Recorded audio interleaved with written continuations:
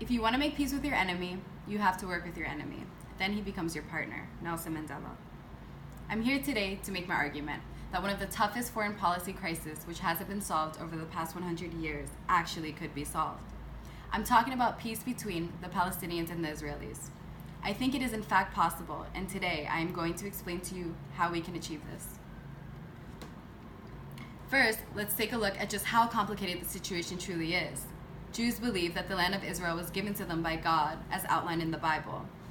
As a practical matter, until 150 or so years ago, almost no Jews had lived there for many centuries. But also, it wasn't Palestine. Rather, it was a territory run by the Ottoman Empire as a distant outpost. In the late 19th century, a political movement developed advocating a Jewish state in Palestine. And small groups of European Jews, who often lived under terrible persecution, began moving there. It became more serious when the British government, at that time the world's most important power, issued the so-called Balfour Declaration, a letter from the United Kingdom's Foreign Secretary, Arthur James Balfour, in 1917, stating, "His Majesty's government view with favor the establishment in Palestine of a national home for the Jewish people, and will use their best endeavors to facilitate the achievement of this object, it being clearly understood that nothing shall be done which may prejudice the civil and religious rights of existing non-Jewish communities in Palestine, or the rights and political status enjoyed by Jews in any other country." At that point, the Palestinian residents of Palestine believed their way of life was under threat. And as more Jews arrived, there were several decades of violent clashes. After World War II, tens of thousands of Jewish Holocaust victims attempted to enter Palestine. At that point, run by the British, and were turned away. World opinion became increasingly supportive of a Jewish state as a moral imperative after 6 million were murdered in the war. Palestinians make the argument that the Holocaust was a European atrocity and should have been addressed within Europe. In 1947, the United Nations voted for a complex partition plan that created separate Jewish and Palestinian states. In 1948, when the Jewish state was declared, the surrounding Arab countries invaded Israel. By some accounts, Israel also expelled tens of thousands of Palestinians. In another war, in 1967, Israel captured the West Bank and Gaza, the most heavily Palestinian regions, and began the occupation. That period also saw the rise of the PLO, that became the first global terrorist organization, killing thousands, arguing it was the only way to draw attention to their cause. Israel found itself divided between nationalists, who believed Israel had a historic right to the occupied territories, and pragmatists, who were happy to negotiate in theory, but wouldn't with men with blood on their hands, and who only seemed interested in a violent resolution. To Palestinians, on a day-to-day basis, they find themselves living under an occupation that negatively impacts every aspect of their lives.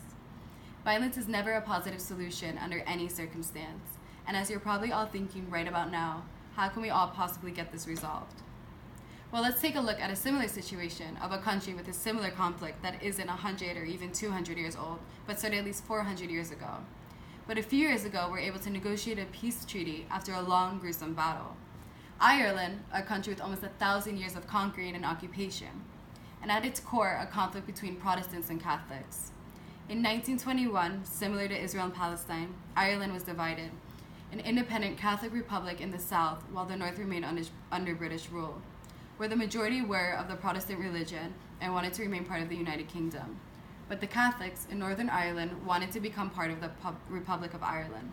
The IRA, the Irish Republican Army, was created by Catholic Republicans with the sole purpose of expelling the British out of Northern Ireland and to reunite with the Republic of Ireland. On the Protestant side, a range of similar paramilitary organizations.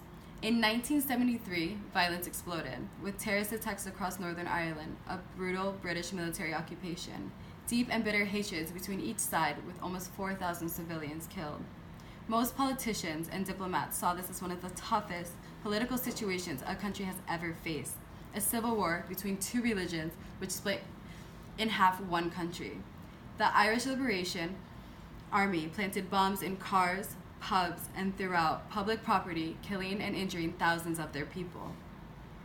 However, in the 1990s, the Bill Clinton administration decided something had to be done and worked to bring together both sides.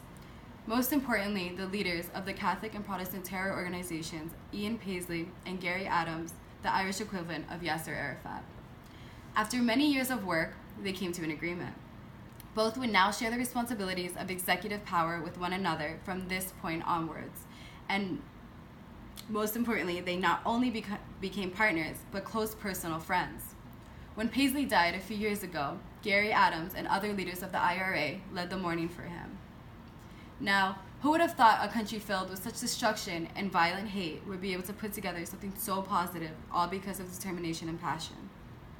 In many ways, the Ireland situation may have been tougher to solve in comparison to the Israel and Palestine. So why can't they make peace? The argument that it's so tough and the parties too far apart clearly doesn't work. It's rare, but as we can see, clearly it's possible. Do you see my point here? There's now a successful path already paved out for us, one that can guide us in the right direction to achieve a brighter future for the people of both Israel and Palestine. The first step has to be stopping the violence and destruction between each side, starting with a civilized form of communication between the leaders. President Barack Obama has said, "Nothing in life that's worth anything is easy." He's right. Work hard and focus on the prize. You'll eventually achieve what you've been fighting for. If we were able to conquer hate in Northern Ireland by turning it into a peaceful and civil country, we can clearly create peace in other places around the world. One country at a time, and that time is now, with Israel and Palestine, by finding a middle ground that will satisfy both sides of the conflict so we can put this long-term violent war to an end.